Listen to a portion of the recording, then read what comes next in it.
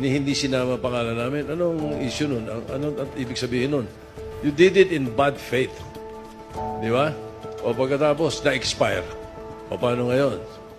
But before that, if you haven't subscribed yet to my YouTube channel, please don't forget to like, share, and subscribe at i-hit mo na rin ang notification bell for more showbiz updates. Of course, bago tayo magpatuloy sa ating mga updates ngayong araw, nais ko po muna magpasalamat sa lahat po ng mga legit viewers, subscribers, legit Davercads po natin na lagi nag-aabang at nakaantabay sa lahat ng ating mga updates. Thank you so much sa inyo pong panonood at pagsubaybay. Of course, bago tayo magsimula, mag-shoutout muna tayo. Shoutout muli natin si Mr. Malyari Mascarinas. Hello po sa inyo at maraming salamat po sa palagian ninyong panonood at sa lahat po nang magpapa-shoutout dyan, mag-comment lang kayo dyan sa comment section natin. And now, let's talk about our topic for today's video, kung saan ito na nga, medyo matindi po itong pagdadaanan kasi pinaghahandaan na po ng TVJ, Unang-una, syempre, for the show, meron po silang mas malalaki pang pasabog dahil may sinasabi po itong si Bossing na bago nilang segment, Hindi ko alam kung ano po yung ipapalitan dyan or dadagdagan kasi diba may balita po tayo na parang magkakaroon ng extension. Another 30 minutes extension para po dito sa E80 dahil nga parang kinukulang po ang lahat ng mga legit Davercads sa panonood. Yung pong therapy na sinasabi po ni Bossing. And we do not know kung ano pong klase ng game show yung or kung anong klaseng segment po yun pero mapapanood na natin siya soon. And this coming Saturday ay malalaman na po natin at makikilala na natin si Nani Nina. Yon, nakuha ko rin. Nani Nina ni Atasha, na ipapakilala po si coming Saturday. Sino kaya ang gaganap nito?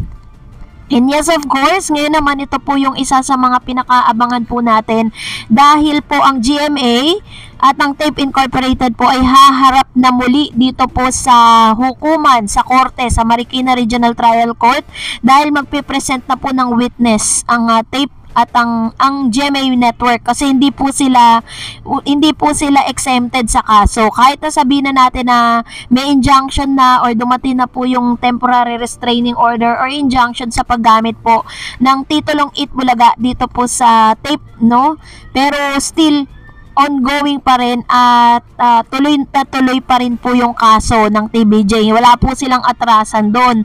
And ang inaabangan po natin ngayon is kung sino po ang witness na ipipresent po dito sa GMA kasi according po sa ilang news sa Manila Bulletin na naghahanda na nga daw po ang GMA at ang tape dahil sila po ay uupong muli. Sila po ay kakausapin muli dito sa Marikina Regional Trial Court doon po sa kaso ng copyright infringement or infringement.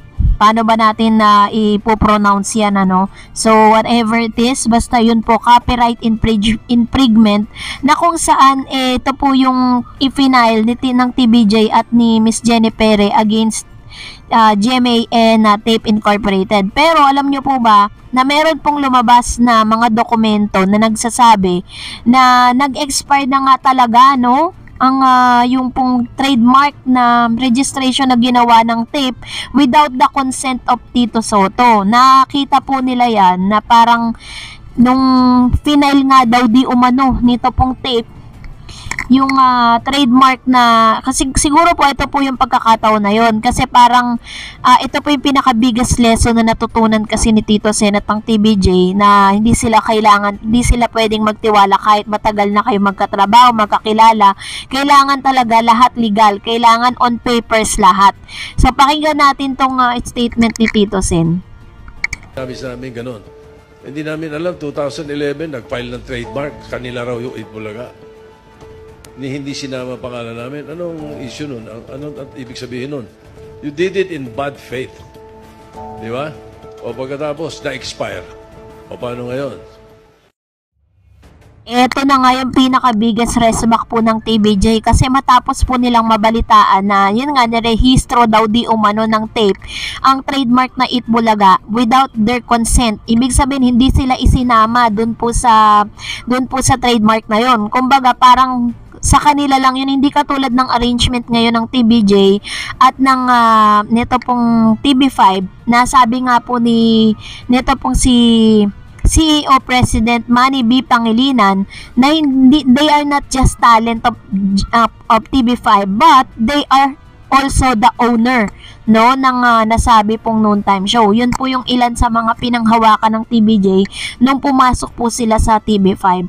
So dahil po dito lumalabas na nga ang truth na talagang nag-expire na nga po di umano ang registration na i-final po nito pong tape ng Haloso siblings.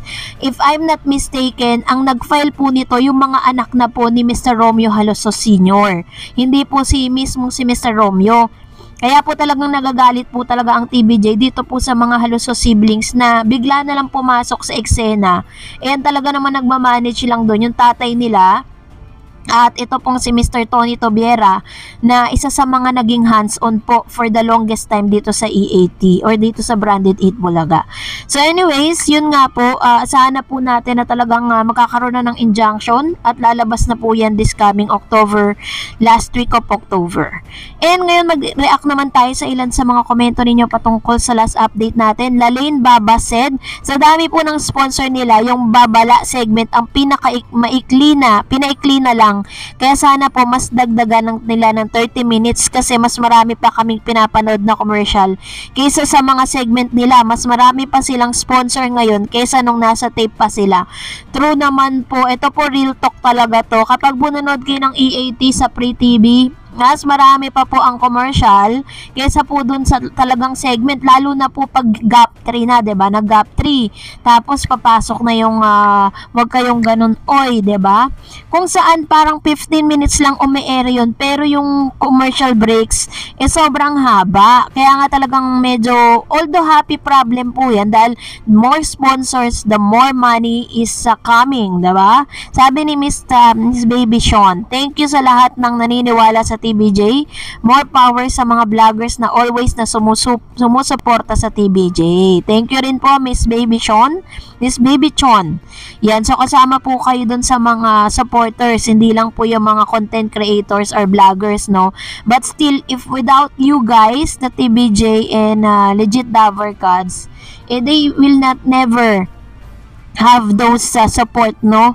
Na hanggang sa ngayon, umi-ere pa rin sila. Sabi ni Nathan Wayne De Vera, ang galing talaga tumakbo ng kabayo.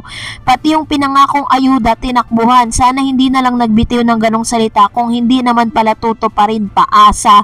Ay true naman. Dapat hindi na lang nila isinapubliko yun. Para at least matupad man o hindi naman nakakahiya. 'Di ba? So yun po ngayon yung binabash po siya ng binabash dahil po dito sa ayuda na pinangako niya. So anyway, maraming salamat po sa inyong mga komento. Please mag-comment lang kayo sa comment section natin na related sa ating latest updates. At kung hindi ka pa nakapag-like and subscribe, don't forget to like and subscribe for more updates.